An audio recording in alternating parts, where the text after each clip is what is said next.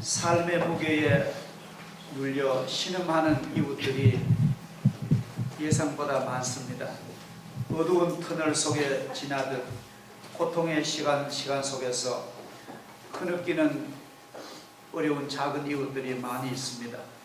사업에 실패한 사람들, 빚에 허덕이는 사람들, 아픔과 불편한 몸, 질병의 짐을 안고 가는 그런 이웃들, 또 부부로 만났건만 배우자의 음주와 폭력에 신음하는 그런 사람들, 친구들의 따돌림 때문에 마음으로 우는 아이들, 우리 이웃들이 이런 신음하는 사람들이 많은 시대입니다. 우리가 길거리 도로 횡단보도를 지날 때 보면은 초록색 불빛이면은 그냥 지나가고요, 빨간색 불빛에는 우리 멈추어 섭니다. 만약 빨간색 불빛에 그냥 지나가면은 사고당할 확률이 많은 것입니다. 우리 인생에 찾아오는 고통은 진정한 위험과 실질적인 고통을 경고해주는 빨간 신호등과도 같은 것입니다. 인생에서 만나는 고통은 궁극적인 고통이 아니며 궁극적인 슬픔이 아닙니다. 진정한 우리의 고통은 인생의 의미를 깨닫지 못하는 채 죽는 사람들입니다. 내가 왜 이 세상에 왜 사는가를, 삶의 목적을 모른 채 살다가 그냥 죽는 사람이 사실 슬픈 사람들입니다. 주 예수 그리스도를 만나지 못한 채 삶을 마치는 사람처럼 참 슬픈 인생도 없습니다. 예수 그리스도를 깨닫고 영접하기 위해서는 진실한 마음과 인품의 겸손함과 믿음이라는 축복을 받아야만 주님을 영접하지, 아무나 주님을 영접하는 영혼이 아닌 것입니다. 오늘 본문에 나오는 주인공 삭개오는 세리장이요 부자라고 성경은 말합니다. 삭개오는 그의 야망대로 야심대로 성공한 사람이었습니다. 경제적인 수입과 명예의 자리에 오르게 되었던 그런 인물입니다. 또한 남부럽지 않을 만큼 돈도 많이 모은 부자였습니다. 그런데도 삭개오를 힘들게 하는 그 무엇이 그의 삶 속에 항상 그를 끌어내리고 있습니다. 그것은 자기 이름에 걸맞게 살지 못한 자기 자신의 그 죄악된 삶 때문이었습니다. 이 삭개오란 말은 히브리 말인데 순결하다, 정직하다, 그런 의미를 가지고 있습니다. 삭개오에 대한 우리가 조금 간단한 설명을 하면은, 그는 세리장이라고 그러잖아요. 쉽게 말하면 세무서장입니다. 여리고는 큰 국경 도시로서 관세를 받는 세무서가 있었고, 또 향품과 그 온갖 특산물의 주산지이기도 해서 세금액도 많았습니다.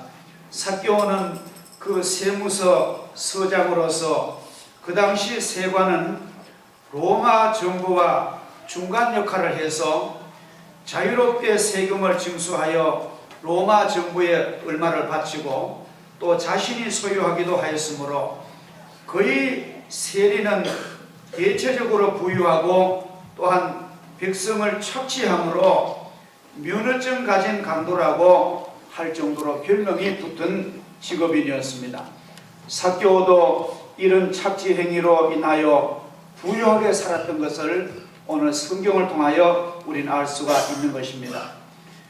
깨끗하게 살아달라고 아마 부모가 그렇게 삭개오라고 이름을 지어줬지만도 그는 의롭게도 살지 못하고 정의롭게도 살지 못한 인생의 영혼과 자기 인격의 실패자였던 것입니다. 그것 때문에 그는 심적으로 심한 갈등을 겪고 살아갔습니다. 언제나 마음속에는 무거운 것이 짓눌리는 그런 영혼의 갈등을 겪었습니다. 아마 우리들 가운데도 물질적으로 먹고 살기는 괜찮고 육체적인 삶은 남부럽지 않은 사람이지만도 영혼의 갈등 때문에 심히 고민하고 우울한 인생도 있을 것입니다. 인생의 성공자처럼 보였던 세리장 삭개오도 남이 알지 못하는 영혼의 고민과 심한 갈등을 그는 겪고 있는 사람입니다. 그 갈등들이 시간이 지나면 괜찮아질 줄 알았는데 세월이 흐를수록 더 무거워만 갖고 이젠 더 이상 견딜 수 없는 그런 지경에 삭개오는 이르고 말았습니다. 이때에 예수님께서 여리고 삭개오가 사는 여리고에 들리신다는 예수님의 소문이 들린 것입니다. 예수님에 대한 소문은 그에게는 너무나 충격적인 소문입니다. 이웃 성읍인 예루살렘에서는 10명의 나병 환자가 예수님의 능력으로 깨끗하게 하나같이 고침을 받았다는 소문입니다. 귀신이 들렸던 아이는 어머니의 주님을 향한 간구 때문에 그 귀신이 떠나가고 씻은 듯한 완전한 사람이 되었다는 소식입니다. 보리떡 5개와 물고기 2마리로 5,000명이나 먹고 12강줄이 남았다는 소문이 주님에 대한 소문입니다. 자기와 같이 사회적인 따가운 비난받았던 세리 마태도 예수님의 선하고 훌륭한 제자의 삶을 살고 있다는 그런 소식입니다. 너무나 삭개오에게는 그 소문은 자기를 흔들어 놓는, 주님을 만나보지 않고는 살아갈 수가 없는 그런 절박한 소문을 그는 들었습니다. 이런 예수님의 소문을 들은 삭개오는 더 이상 그 자리에 지체할 수가 없었습니다. 이제 더 이상 자기 자신을 방치해 두었다가는 완전히 폐인이 될 것 같습니다. 처절한 생각이 들었습니다. 그래서 그는 막 용수철이 튀듯이 그는 세무서장 자리에서 박차고 일어나서 주님을 보러 길거리로 나갔습니다.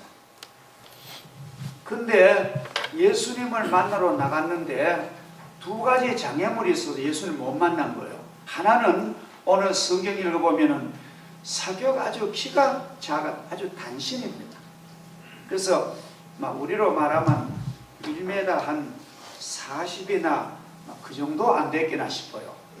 그러니까 키가 작아지고 아무리 발꿈치를 들어도 예수님을 볼 수 없는 거예요. 그리고 또 하나 장애물은 사람이 너무 많아가지고 뚫고 들어갈 수가 없더라. 자, 이걸 우리 오늘 이 성경 말씀을 아주 적나라하게 관찰해 봅시다. 자, 키가 작다는 말은 선천적인 장애물입니다. 이건 자기 자신이 어떻게 할 수 없는 거예요. 그래서 키 작은 자기 단점 장애물 때문에 그거를 극복하기 위해서 그는 구역 성경에는 뽕나무로 되어 있는데 돌목 하나에 올라갔다는 거예요. 그러니까 이건 선천적인 장애물은 예수님 만났는데 결정적인 장애물이 안 된다는 거예요. 하나님이 무슨 복을 주시든지 주님 만나고 하는 사람에게는 하나님이 돌무와 같은 자연의 축복을 주시든지 기적을 주시든지 주님 만날 기회를 하나님이 주신다는 거예요. 할렐루야. 우리 인생길에는 예수 만날 뽕나무를 하나님이 미리 준비해 두십니다. 근데 여기 사람이 많아서 예수님을 못 만났다는 거예요. 이것은 오늘 우리 성도들이 여러분과 저가요 좀 깊이 우리 교회를 깊은 묵상을 해야 됩니다. 우리 교회가 이대로 좋은가? 우리 교회가 이대로 하나님 앞에 올바른 교회 우리 깊이 검토하고 우리 교회에 새로운 추스름을 가져야 됩니다. 자, 사람이 많았다는 말은 이건 후천적인 인위적인 장애물입니다. 예수님 만나러 갔는데 오늘로 말하면은 구도자의 마음을 가지고 나도 먹고 살긴 괜찮고 나도 어느 정도 인생에 성공한 사람인데 내 영혼이 구원받고 내 무거운 짐을 벗고 나 영혼의 자유를 얻어서 천국 가고 싶어서 교회를 찾아온 초년병 교인이 있는데 와보니까요, 사람 장막 때문에 예수를 못 만나면은 그 교회는 잘못된 교회입니다. 크게 잘못된 교회입니다. 우리가 이런 경우가 많아요. 제가 들으니까 그 김포 평강교회가 작년 겨울에 개척이 돼가지고 이제 한 40명, 많이 모이면 한 40명, 한 3, 40명 이렇게 모인대요. 그리고 그 노회 정식 등록이 되고, 근데 그 며느리가 그 김포 평강교회 옆에다가 쇼팽 피아노 교실을 세웠는데, 원래 그 경대 음대 출신 되면 음악 전문가잖아요. 근데 피아노 교실을 하면서도 이거 되겠나? 요사이 뭐 워낙 피아노 학원도 많고 하니까 되겠나 싶어. 그러나 그냥 믿음으로 세웠는데 아이들이 엄청나게 많이 온대요. 공간이 비좁을 정도로 피아노가 5대인데 일주일에 한 번 오는 아이들이 한 4, 50명 온답니다. 그래서 아마 그런데 이제 그 오는 아이들 가운데 가만 이름을 보니까 이름이 이렇대요. 박모세, 유에스더 그런 이름을 가진 아이들이 오더라고요. 그래서 모세야, 너 교회 다녔니? 물으니까 선생님 아니요. 우리가 교회 갔는데 아빠 엄마랑 나도 교회 갔는데 교회에서 싸움이 나가지고 아빠 엄마 교회 안 가요. 요새 교회 안 가요. 그 교회 가면 뭔 싸움을 그렇게 싸운대요. 나 그 이해가 안 가잖아요. 나 교인들이 싸움을 해가지고 이 선량한 교인이 나 그만 교회 가지 말아야 돼. 그래서 교회를 안 간다는 거예요. 그래서 그 모세를 통하여 그 부부가 김포 평강교회를 다닌다. 여러분, 대구도요, 인간의 장막 잘못 때문에 구도자를 돌이키게 하는 그런 교회가 되면은 그 무슨 교회입니까? 우리는 참 우리가 서로 화목하고 용서하고 상대방을 진정으로 우리가 용서하고 화목한 교회가 되어야 될 줄 믿습니다. 이게 아주 교회 이 제도적으로 우리가 잘못된 것을 잘 고쳐나가는, 매일매일 교회는 개혁하고 새로워져야 됩니다. 그리고 이건 직접 제가 느낀 일인데요. 제가 사는 아파트 이제 같은 라인에 저들은 1층에 살고 그 위에 사시는 노부부가 있어요. 아주 노부부지만 또 남자분은 공무원으로 평생을 지났대요. 그리고 여자분도 아주 노블 하시고 아주 그 연세가 많지만 또 고상한 그런 분입니다. 젊었을 때는 한가락했던 여자 같아요. 근데 제가 우리 교회 목사인 줄 알고 늘 깍듯이 대합니다. 저도 인사를 드리는데 우리 집에 이 어른, 우리보다 연세가 더 많은 어른이요, 뭐 했다 그러면서 맛있는 음식을 우리는 못 갖다 드리는데 아주 죄송한 마음이 있는데 하루는 그래요. 목사님, 나 좀 교회 좀 데려가래요. 내가 참 신비한 사람들이다 싶어서 왜 그러시느냐고 물어봤어요. 그러니까 나 교회 가가지고 내 일생을 맡기고 나 죽으면은 내 장례식도 믿음으로 해주고 나 천국 가고 싶다는 거예요. 그런데 자기가 교회 다니는 친구가 자기를 한번 전도를 해 데려가는데 요 서구 정류장 어떤 교회를 데려갔는데 이분이 아주 상식 있는 분인데 교회를 처음 갔는 날 교회에서 봉투를 주더라고요. 봉투를 돈 내라고. 아마 제 생각에는 이제 우리 교회에서 뭐 추수감사절이나 부활절 되면은 한 주일 전 봉투 주잖아요. 헌금하는 건데 우리 교회는 보통 상식 다 아는데 처음 간 사람이 봉투를 떡드리니까 이거 뭐 교회가 뭐 사람의 이렇게 마음의 짐과 평강을 줘야 되는데 돈만 내라 한 거고 오해를 한 거예요. 그래가지고 목사님 나 다시 교회를 안 갑니다. 다시. 근데 제가 그 얘기를 듣고 교회에서 봉투 주는 것도 조심해야 되겠어요. 뭐 우리 교회도 이랩시다. 안내 집사님들이 추수감사님은 되거든 주고 하고 이제 봉투를 여기 끼우지 마시고 다 100명 다 교인들 알잖아요. 보면 다 보통 봉투하고 들이대 처음 온 사람이 그러면 봉투는 닦아 넣어버리고 이것만 주세요. 왜냐하면 그것 때문에 방해가 되면 안 되잖아요. 그 사람 은혜 받고 구원받으면은 매주 헌금하지 말아도 하는데 오던 날부터 봉투 내미니까. 그래서 제가 생각해 이런 우리가 미처 생각 못한 그냥 습관화된 교회 제도가 안 많겠나 싶어요.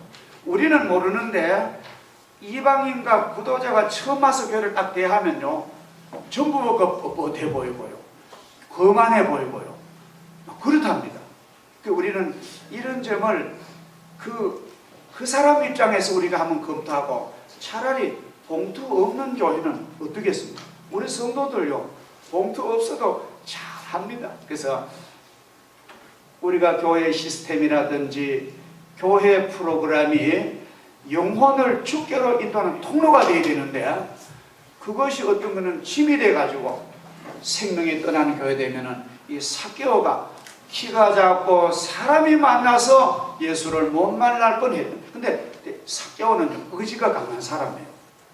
에라마 사람 많은 나 못 본데 나 집으로 돌아가라 그런 사람 아니고 내가 꼭 예수를 만나야 되겠다. 그래서 삭개오는 뽕나무 올라갔을 때 주님께서 주님을 만나고 싶은 그 간절한 마음을 주님은 다 아십니다. 어떻게 보면 예루살렘이 지금 여리고를 통과하셔가지고 예루살렘 가시면 생의 마지막 십자가를 앞둔 그 시간인데 예수님은 어떻게 보면 삭개오를 구원하기 위해서 직접 그 여리고를 방문하신 것 같습니다. 주님은 모든 사람의 마음속을 다 환하게 보고 계십니다. 예수님께서는 오늘 이 자리에 성령으로 계셔서 우리 한 사람 한 사람 마음속의 모든 문제를 주님은 다 환하게 보고 있습니다. 한문에 보면은 암실 지심이라도 신목은 여전하니라. 깊은 구중심처 안방에서 내가 무슨 비밀의 마음을 가질지라도 하나님의 눈은 번개불과 같다는 거예요. 하나님은 우리를 다 알고 계십니다. 계시록 2장 18절에 보면은 성령께서 두아디라 교회에 편지를 하십니다. 그 눈이 불꽃 같은 예수님께서 두아디라 교회를 살피신다고 성령 소합니다. 예수님의 눈은요 우리를 환하게 보고 계십니다. 그래서 예수님의 심판은 너무나 분명한 거예요. 예수님의 심판은 얼마나 공명정대한지 죄인이 주님 심판 맞습니다. 죄인이 고개를 숙입니다. 자, 이러한 우린 주님 앞에 무엇을 속이고 살 수가 있겠습니까? 그래서 우리는 오늘 예수님께서 여리고 동네에 오셔서 주님이 많은 사람들 밀리고 당기면서 가시다가 그 무화과 나무 밑에 오시더니만 그 무화과를 쳐다보시고요. 보통 적은 소리 아니에요. 사람이 다 듣도록 삭개오야 나무에서 내려오너라. 내가 오늘 밤 너희 집에 가서 하룻밤을 묵겠다. 예수님 그러시는 거예요. 얼마나 기쁘겠습니까? 그 들은 소문의 주인공 예수님이 당신 집에 와서 하룻밤을 머문다는 게 너무너무 감사합니다. 번개같이 뛰내려와서 주님을 자기 집에 모시고 온갖 대접 다 하고 밤이 깊은 밤에 사람이 돌아간 그 밤에 주님 앞에 서서 주님 나는 죄인입니다. 나는 세무서장으로 남에게 착취도 많이 했습니다. 이거 다 내가 내 재산 내놓고 내가 다 갚고 가난한 사람에서 내 재산의 절반을 내가 기부하겠다. 인생이 확 변한 거예요. 그래 그 고백과 그 모습을 보던 예수님이 이랍니다. 인자가 온 것은 잃어버린 자를 찾아 구원하러 왔는 거야. 오늘 너는 아브라함의 자손 되어서 구원의 이 집이 이르렀다 선포하시고 복을 베푸신 것을 우리 오늘 볼 수가 있습니다. 자, 오늘 우리가 이 말씀을 보면서 인생의 목적이 잘못 설정되면 반드시 슬피 후회하고 애통할 날이 올 수밖에 없습니다. 삭개오는 인생의 목표를 잘못 설정했어요. 돈만 벌만 되고 성공만 하면 되는 거다 인생 목표를 걸었습니다. 그러나 이 목표 설정이 잘못된 거예요.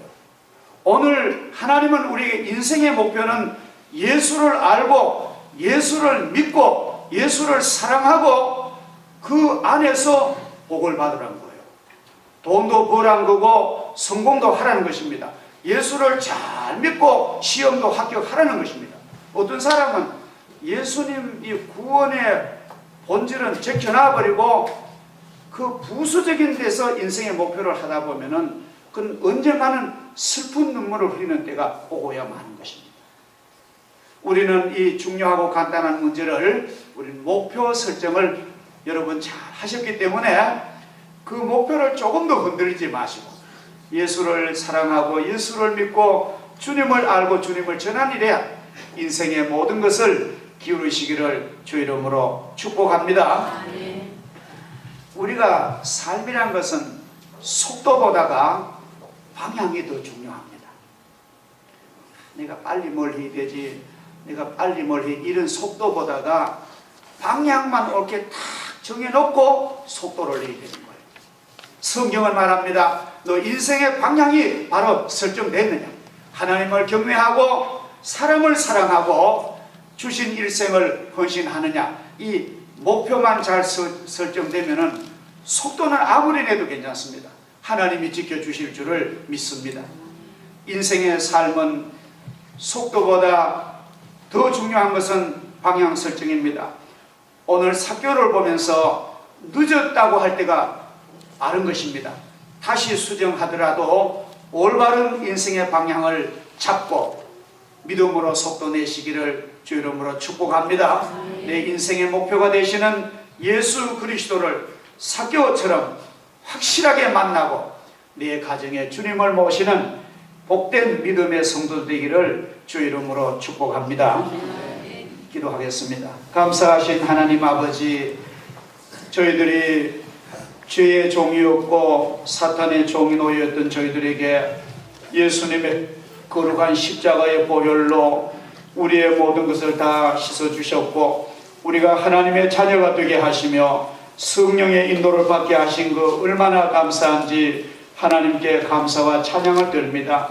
오늘 여리고의 세무서장이었고 부자였던 삭개오는 그는 사람들이 보기에는 꽤 성공한 사람이고 명예로운 사람이었지만도 자기 자신의 내면에 자기 자신의 마음속에는 자기의 영혼은 너무나 갈등이 많았고 무거운 짐을 지고 갔던 삭개오, 예수를 만나기 위해서 여러가지 장애물을 다 극복하고 주님 만날 때에 놀라운 기쁨을 회복하고 즐거운 찬송이 넘치고 아버지 기독교 구전에 이르면 삭개오는 가이사랴의 감독이 되어서 남은 여생이 행복하고 복된 일생을 보냈다고 전하고 있습니다. 우리 모든 자손들, 우리 모든 가족들, 우리 성도들 한 사람이라도 인생의 목표가 올바르지 못하다면 다시 한번 예수님을 알고 예수님을 만나고 예수님을 사랑하고 예수님을 믿고 전하는 목표가 확실하게 하시며 그들의 아름다운 삶의 모든 물질적인 면도 건강한 면도 하나님께서 축복으로 채워 주시옵소서. 예수님의 거룩하신 이름으로 기도하옵나이다. 아멘.